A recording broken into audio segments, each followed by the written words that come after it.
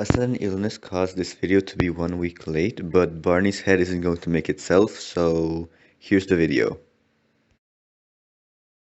In case you're wondering why I didn't post this video sooner, here's a nice aesthetic picture of a church in Ljubljana. I'll probably post a compilation of these pictures next week. I began by laying out the scrap fabric that I had left from the creation of the rest of the Barney costume. And here's me trying to lay it out very neatly. I began by making a mock-up that sort of looks like a puppet of Barney's head. And the first thing I did was make two semicircles. And this is mostly out of frame, by the way. I proceeded to make two quarter circles and then do that again in order to make the rest of Barney's head.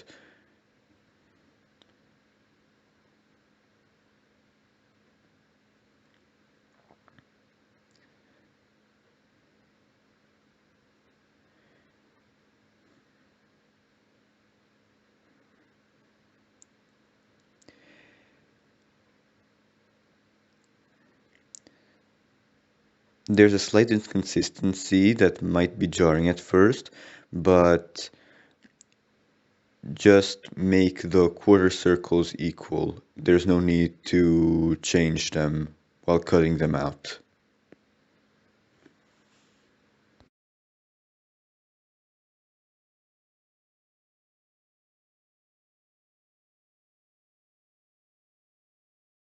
So this is me threading the needle. You can see how the shape is roughly supposed to look. And again, despite it not looking like it, you should make 4 equal quarter circles.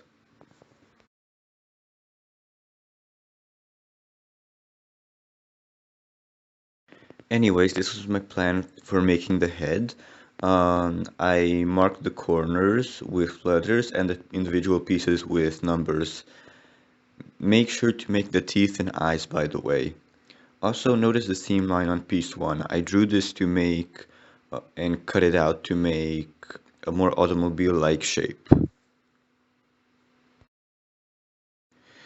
So this is what the pieces of the mock-up looked like before I decided to do something very interesting, which is connecting them. You'll see why.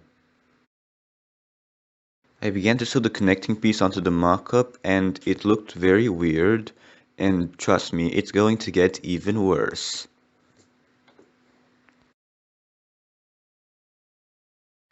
Because this fabric is mostly cotton, not cardboard, the pieces started to lay flat, and this proved to be an issue because I was trying to make a three-dimensional shape. Also, take note of how professional the seams are.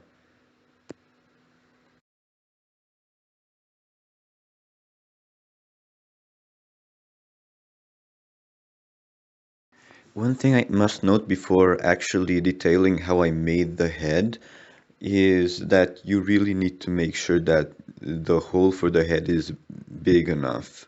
So yeah. I made a seam on the mock-up to make it look like an actual head. So yeah, that's that.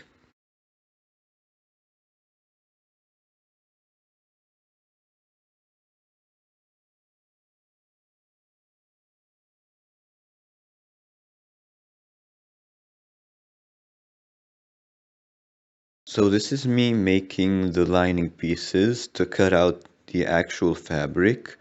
I didn't end up using these because I thought, wait a minute, no. These are the scraps that I cut out to make sure that I could have something to put behind my head as a cushion and to hold the entire head upright. This took me way too much time, and I don't think it was very useful. But here I am stuffing the mock-up piece with these cabbage pieces. Here's me cutting them out. This took me way too much time.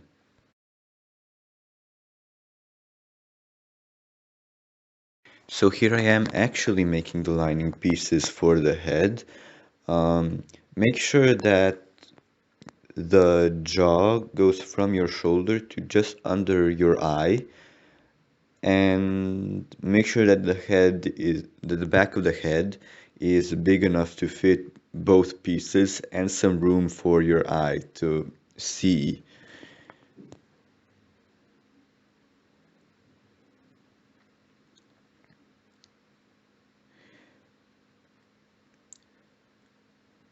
Please notice how pretty my shirt is, by the way. I didn't actually end up using these lining pieces because I thought it would be too much work, which I proceeded to regret.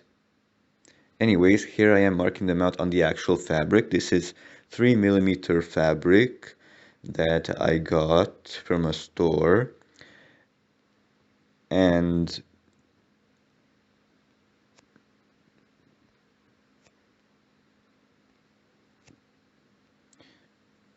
I made a mistake.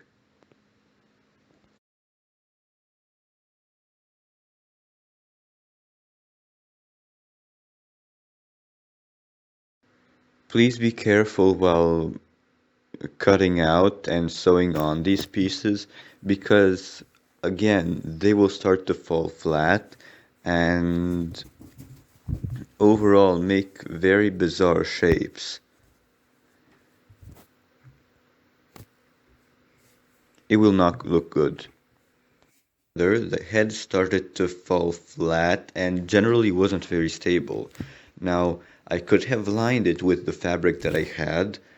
I could have used much thicker fabric. I could have flipped it over and hoped that it would work, but instead I decided to use rectangular shapes to prop the whole thing up, and it was very messy. I had to use glue, and it was generally painful to sew it on.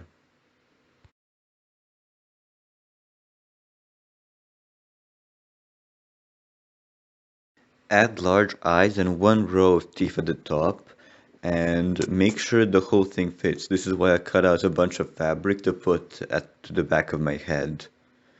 So